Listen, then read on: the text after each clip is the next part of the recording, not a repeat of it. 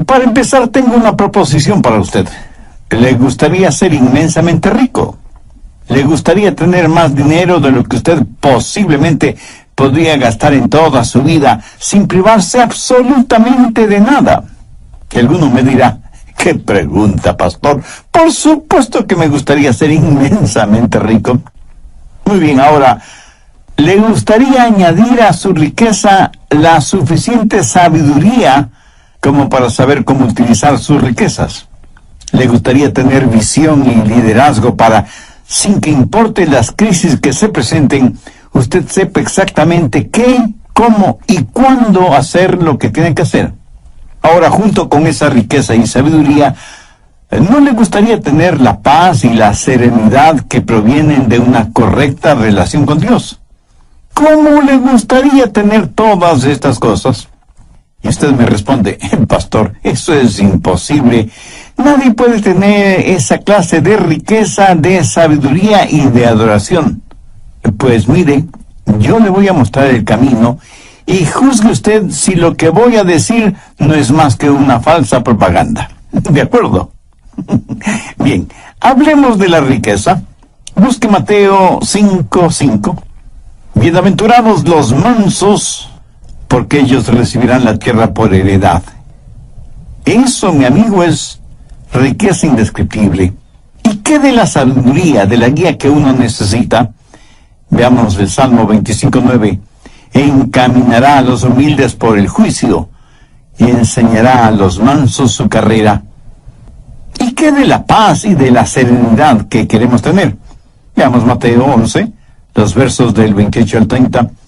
Venid a mí todos los que estáis trabajados y cargados, y yo os haré descansar. Llevad mi yugo sobre vosotros y aprended de mí, que soy manso y humilde de corazón, y hallaréis descanso para vuestras almas, porque mi yugo es fácil y ligera mi carga. ¿Cómo trabaja eso en nuestras vidas? Bien, veamos. Primero, el significado de mansedumbre. Muchos piensan que mansedumbre es cobardía, que si uno es manso, tiene un carácter tímido y ambivalente. Permítame decir de una vez por todas, mansedumbre no es cobardía. Jesús dijo, yo soy manso y humilde de corazón. ¿Fue Cristo un cobarde? ¿Llamaría usted cobarde a quien con látigo en mano echó fuera del templo los mercaderes? ¿A quien pasó 40 días en el desierto, en ayuno y oración, rodeado de bestias salvajes? ¿Se atrevería usted a decir que fue un cobarde? Jesús, aún sabiendo que en Jerusalén sería apresado, acusado y crucificado, sin embargo fue con determinación y firmeza hasta esta ciudad. ¿Le parece a usted que eso fue un acto de cobardía? ¿Qué clase de cobarde fue Jesús que sufrió en agonía y murió con su cuerpo clavado en una cruz? Jesús, el más hombre de todos los hombres que ha existido, dijo, yo soy manso y humilde de corazón. Mansedumbre ni siquiera es debilidad, aunque muchas veces así lo pensemos, cuando lo opuesto es la verdad. Para ser manso hay que tener tremenda fortaleza espiritual y emocional. La Biblia dice que aparte del Señor Jesús, Moisés fue un hombre manso. Piénselo. Moisés fue un comandante en jefe que guió al pueblo de Israel desde Egipto hacia la tierra prometida. Fue un hombre de valor. Pero ser un hombre de valor no excluye la mansedumbre. Alguna vez en alguna parte leí la siguiente frase: si usted cree que mansedumbre es debilidad, trate de ser manso por una semana. Perturbadora opción, ¿no le parece? Ser manso demanda una increíble fortaleza, porque la mansedumbre es fortaleza bajo control. En tiempos bíblicos y aún en la actualidad, cuando alguien tenía un caballo salvaje y quería montarlo, primero tiene que domarlo hasta que se vuelva manso. Y solo cuando ha sido amansado puede ser montado, utilizado. Pero note, no es que el caballo perdió su fortaleza, sino que ahora su fortaleza está bajo control. Entonces, mansedumbre es fortaleza que está bajo control. Wallace Hamilton es el nombre del autor del libro cabalgue caballos salvajes. ¿Y qué ilustra lo que estoy diciendo?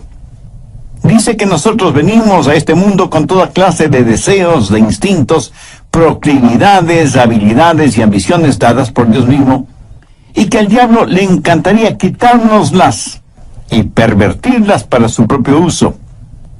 Pero esos dones son el regalo de Dios para nosotros. Pero Él quiere que todos esos dones estén bajo su control y sean para su honra y su gloria.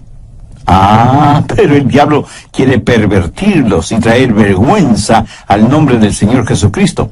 Por lo tanto, hay tres cosas que usted puede hacer con sus habilidades naturales y los dones que Dios le ha dado. Primero, autoafirmación. Allá a comienzos de la década de los años 60, apareció el siguiente lema: lo que quiera que es natural es hermoso, y cualquier cosa que es hermosa debe ser buena. Así que, lo que quiera que usted quiera hacer, hágalo. Nuestros antepasados de alguna manera fueron más listos que la gente de esta generación y su maldad.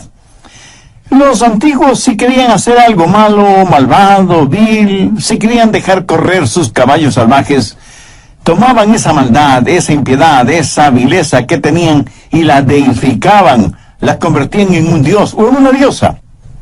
Por ejemplo, si ellos querían beber hasta emborracharse, decían: bien, legitimemos esto.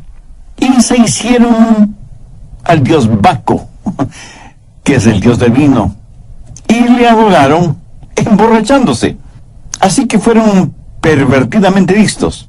Y si querían cometer adulterio o fornicar, o vivir en un lujurioso desenfreno, deificaron a Venus como la diosa de la sexualidad y la promiscuidad. Así dejaban correr sus caballos salvajes. O si tenían rencores y deseos de venganza, para justificar su deseo de guerra, de sangre, y dar rienda suelta a su odio, deificaron a Marte, el dios de la guerra. No solo que se sentían muy bien dejando correr sus caballos salvajes, sino que sus desenfrenadas bajas pasiones las elevaron al nivel de virtud religiosa. Hubo un hombre filósofo alemán, Friedrich Nietzsche, que fue el abanderado de los que querían dejar correr libremente a sus caballos salvajes.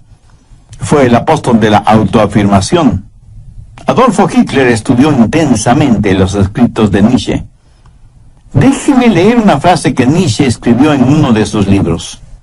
Dice: hagan desaparecer a sus piadosos sacerdotes y su debilucho evangelio de misericordia.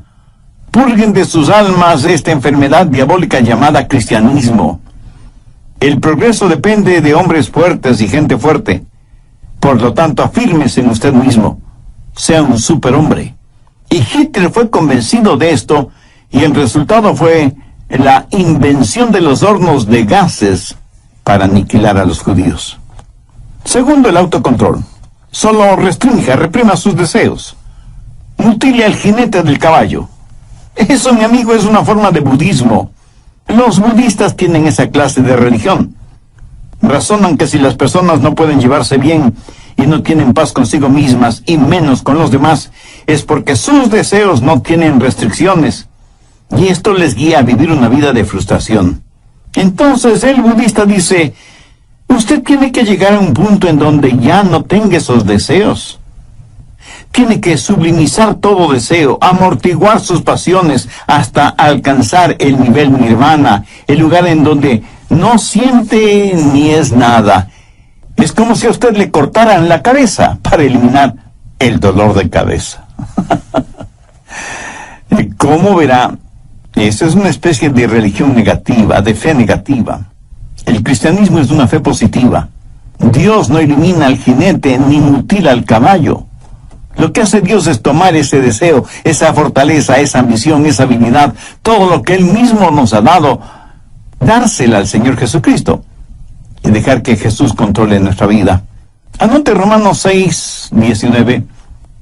Así ahora, para santificación, presentad vuestros miembros para servir a la justicia. ¿Qué es lo que Dios quiere hacer? Dios quiere tomar sus habilidades y sus deseos y ambiciones y mutilarlos. No, de ninguna manera. Lo que Dios quiere hacer es controlarlo para su gloria. Por ejemplo, digamos que usted tiene un temperamento volátil. Dios dice que no debe perder su temperamento y que más bien debe aprender cómo usarlo. Mire lo que dice Efesios 4:26. Airaos, pero no pequéis. El mismo Señor Jesús, cuando vio que los mercaderes habían hecho del templo un lugar para sus negocios, no muy honestos que digamos, se airó, se enojó, fue movido a ira. O sea, él no perdió su temperamento, su control, sino que lo utilizó en una causa justa. Mi amigo, si usted me dice que no tiene temperamento, entonces algo no está bien con usted. Jesús quiere controlar su temperamento para su gloria. Debe haber ciertas cosas que deben disgustarle, enojarle, hacerle perder su temperamento. Por ejemplo, la industria pornográfica, el tráfico de drogas, la explotación sexual de mujeres y de niños y toda la depravación actual que está convirtiendo al mundo en un desierto espiritual, moral y ético. Un desierto lleno de fieras feroces. ¿Y qué de nuestra lengua? Jesús quiere que con nuestra lengua le alabemos y le glorifiquemos. Gracias a Dios hay muchos cantautores que son genuinamente cristianos y utilizan ese don que Dios les ha dado no solo para tocar e inspirar la vida de otras personas, sino y sobre todo para alabar, honrar y glorificar a Dios. Y Dios nos da dones y talentos, naturales o especiales, no para que nos volvamos orgullosos de tener esos dones y talentos, sino para que con ellos alabemos y bendigamos a Dios. Y eso también, amigo, es fortaleza bajo control. Generalmente usamos nuestra lengua para criticar negativamente, para insultar, para vejar al prójimo, para quejarnos, para expresar nuestra ira, para vocalizar nuestro enojo.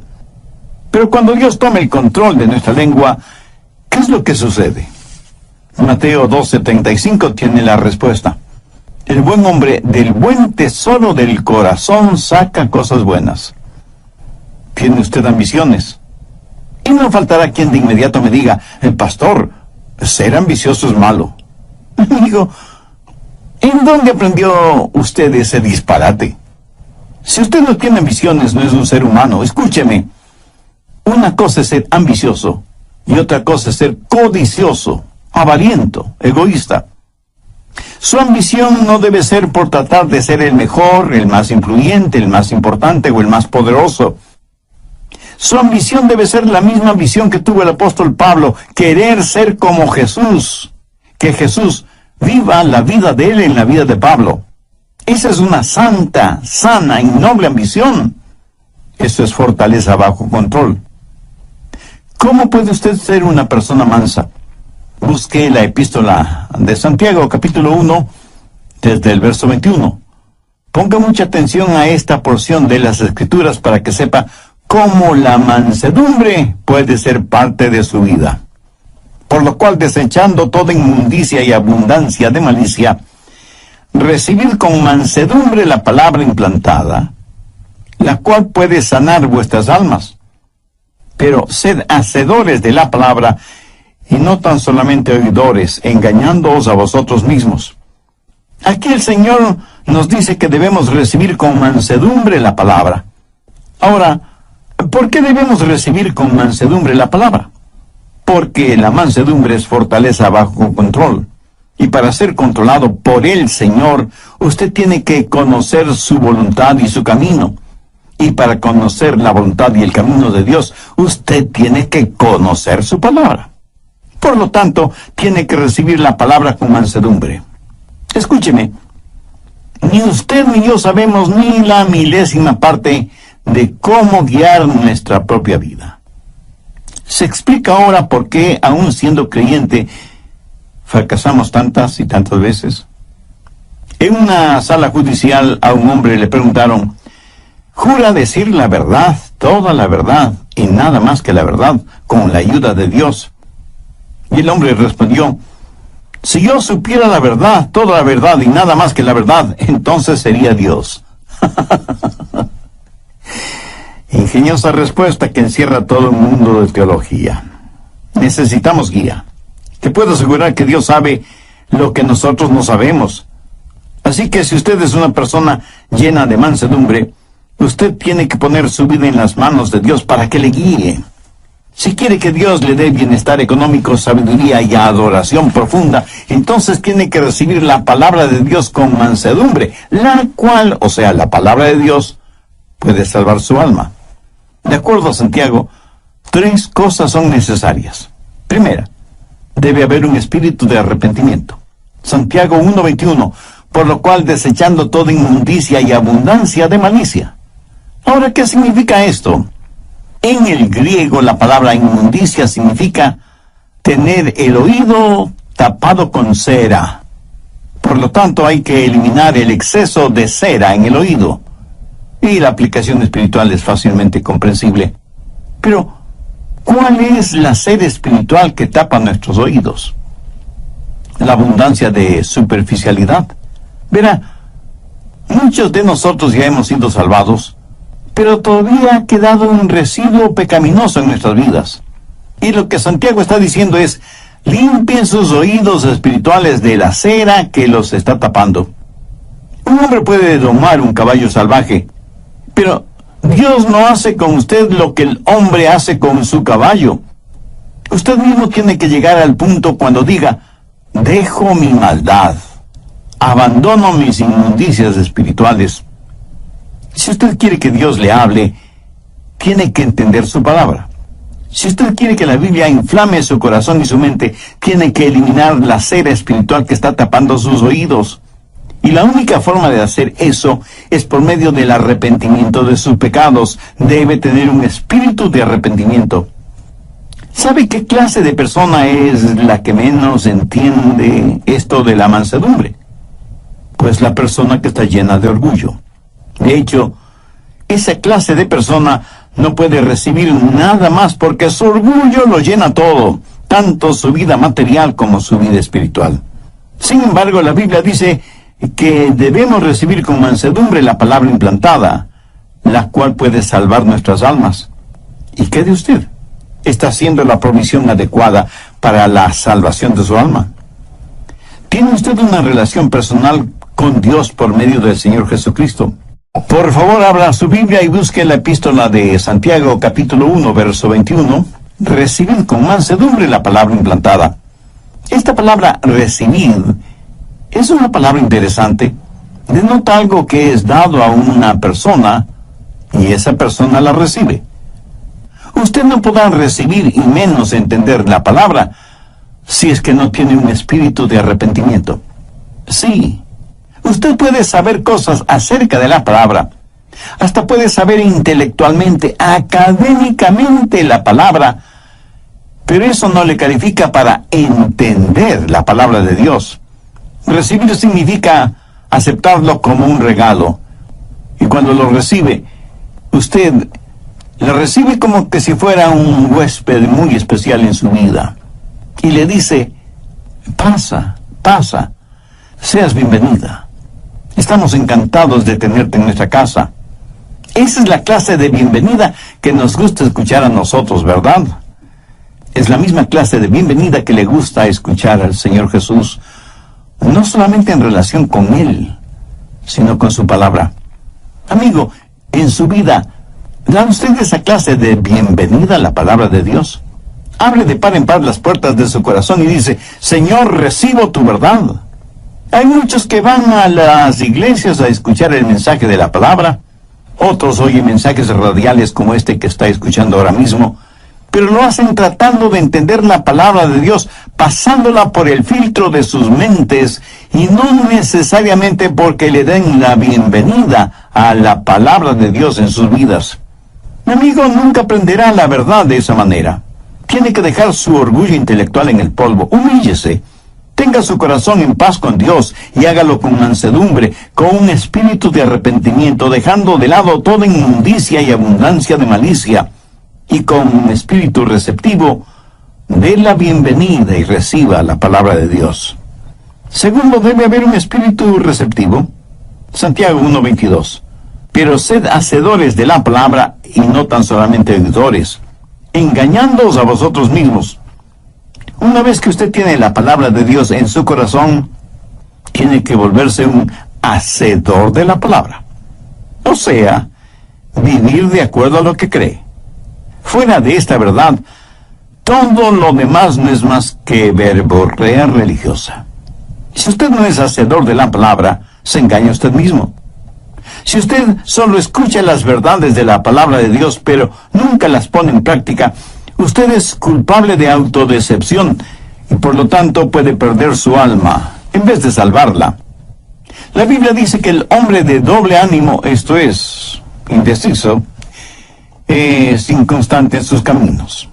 Jesús dijo: cualquiera que me oye estas palabras y no las hace, le compararé a un hombre necio.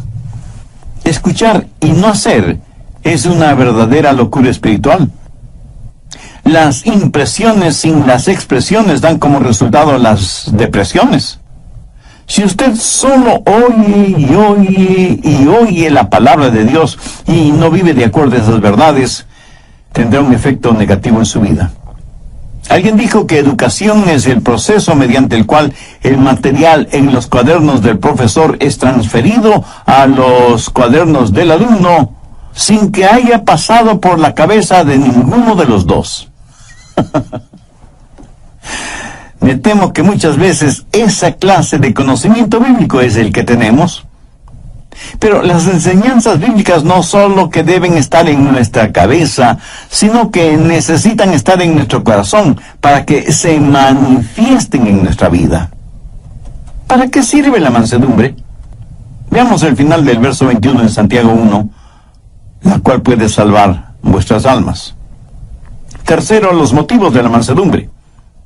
El querer alcanzar bienestar económico, el desear ser guiado y tener visión y liderazgo en cada crisis de la vida, esa es una buena motivación. Recordemos lo que Jesús dijo en Mateo 5:5, bienaventurados los mansos, porque ellos recibirán la tierra por heredad. Y usted me dice, pastor, en la actualidad usted no consigue mucho siendo manso. En nuestro mundo uno tiene que patear, arranchar, pelear, morder, engañar. Esa es la única forma de salir adelante. Pudiera ser. Pero quiero que recuerde que el hombre perdió su herencia por falta de mansedumbre cuando se rebeló contra Dios en el jardín del Edén. La gente hoy en día no es capaz de gozar con lo que piensan que tienen por su espíritu de rebelión. Pastor, ¿qué quiere decir que recibirán la tierra por heredad? Bien, veamos 1 Corintios 3:21. Todo es vuestro. Veamos ahora 2 Corintios 6:10. Como no teniendo nada más, poseyéndolo todo. Ahora, ¿qué significa todo esto? La tierra y todo lo creado son propiedad de Dios. Nosotros pertenecemos a Dios. Por lo tanto, todo lo que Dios tiene es nuestra herencia, porque somos hijos suyos, coherederos juntamente con Cristo. Y sin embargo, nada es realmente nuestro. Nosotros solo somos administradores, mayordomos de las cosas de Dios. Y este es un arreglo admirable, porque cuando el diablo venga y le diga, si no me sirves, voy a quitarte todo lo que te los hijos de Dios, los mansos heredarán la tierra. Eso lo tenemos ahora como herencia en nuestro corazón, pero un día será realidad. Tendremos bienestar, riqueza económica.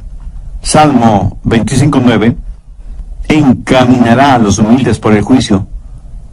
Mucha gente se pregunta, ¿por qué Dios no nos habla hoy? Están viendo y entendiendo las cosas al revés. No es que Dios no nos hable.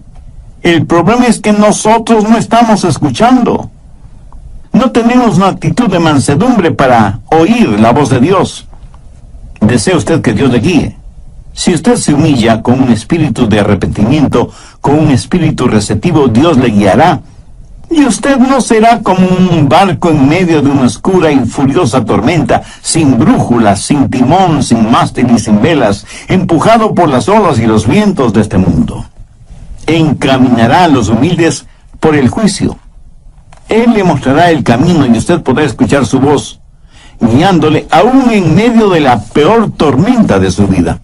Y usted tendrá no solo bienestar y riqueza y sabiduría, sino que sabrá lo que es la verdadera adoración. Mateo 11 desde el verso 28. Venid a mí todos los que estáis trabajados y cargados, y yo os haré descansar. Llevad mi yugo sobre vosotros y aprended de mí, que soy manso y humilde de corazón, y hallaréis descanso para vuestras almas, porque mi yugo es fácil y ligera mi carga. Veamos esta porción bíblica un poco más detenidamente. Jesús fue un carpintero y sabía cómo hacer yugos para los bueyes. Y no creo que Jesús jamás haya hecho un yugo que no quedó perfecto en los bueyes. Ahora, cuando un buey lleva un yugo, es porque es un buey manso. Ese buey sigue teniendo tremenda fuerza. Por eso usaban los bueyes para arar los campos.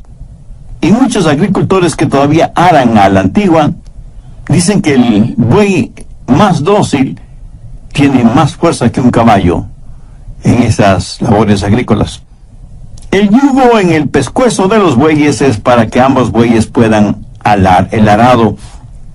Y cuando Jesús dijo, llevad mi yugo sobre vosotros, es como si estuviera diciendo, estamos en esto juntos, apóyate en mí, déjame guiarte, quiero ser un descanso para tu alma. Esa es la clase de mansedumbre que Jesucristo quiere darle a usted, no mañana ni pasado mañana, sino hoy mismo. Quienes están escuchando este programa, y si aún no son salvos, ¿no quisieran conocer a este maravilloso Salvador, Jesucristo? ¿No quisieran que sus pecados les fueran perdonados? ¿No quisieran hacer la paz con Dios para poder experimentar la paz de Dios? Dios le ama mucho más de lo que yo podría explicarle con palabras. ¿No quisiera tener la riqueza de su sabiduría, de su guía, de su cuidado, de su protección? Entonces le invito a entregar su corazón a Él. Venga, Jesús. Hubo un gran evangelista llamado Henry Morehouse. Su trabajo no fue entre grandes multitudes, sino en pequeñas iglesias. Como tema base de sus mensajes, él usaba Juan 3:16, porque de tal manera amó Dios al mundo, que ha dado a su Hijo unigénito para que todo aquel que en Él cree no se pierda, mas tenga vida eterna. Una vez Morehouse estuvo en un pequeño pueblito minero, y en ese lugar había un hombre que odiaba a Dios, a Jesús, la Biblia, las iglesias, los predicadores, los evangelistas, los misioneros. En fin, odiaba cualquier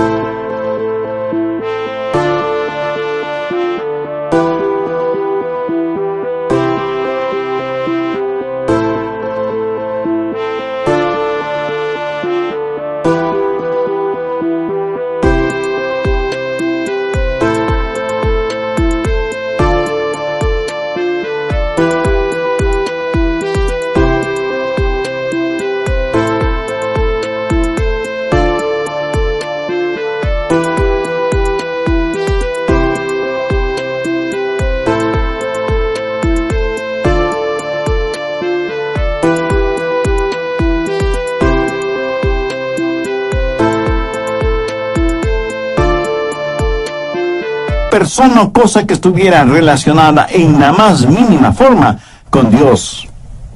Este hombre se llamaba Mike Miller.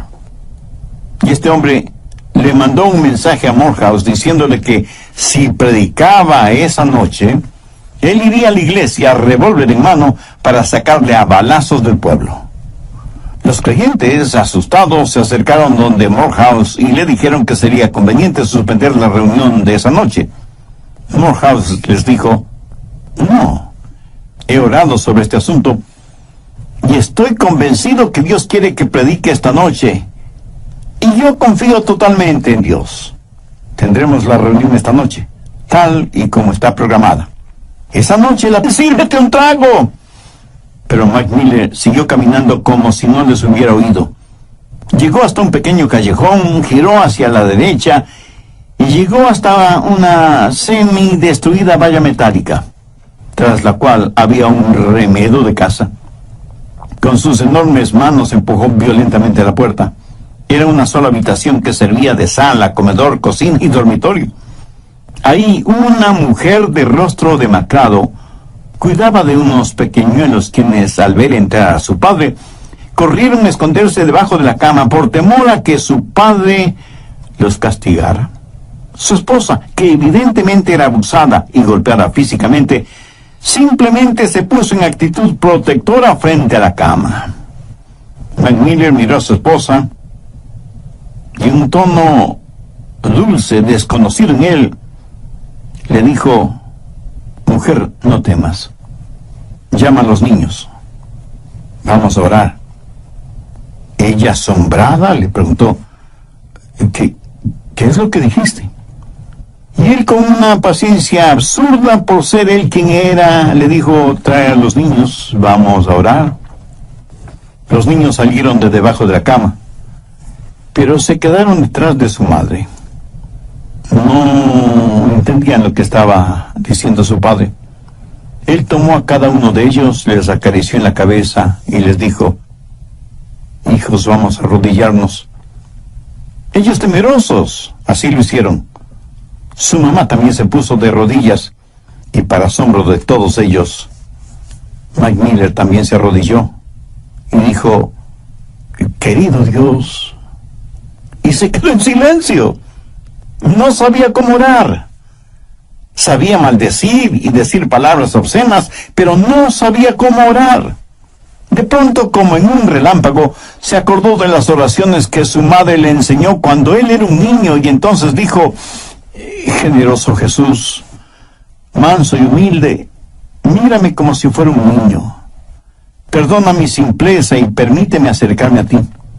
Y en ese momento, en ese cuartucho, frente a sus felizmente asombrados esposa e hijos, McMiller nació de nuevo. Sus lágrimas fueron la confirmación de la transformación interna. Esta historia real la sabemos porque el mismo McMiller la cuenta como testimonio de lo que le sucedió a él y a su familia cuando él entregó su corazón a Jesús. Ahora es posible que usted no sea como McMiller antes de conocer a Jesús. Pero si quiere ser salvo, se salvará de la misma forma en que se salvó McMiller. No hay uno solo de ustedes que sea tan malo que no pueda ser salvo, o que sea tan bueno que no necesite ser salvo.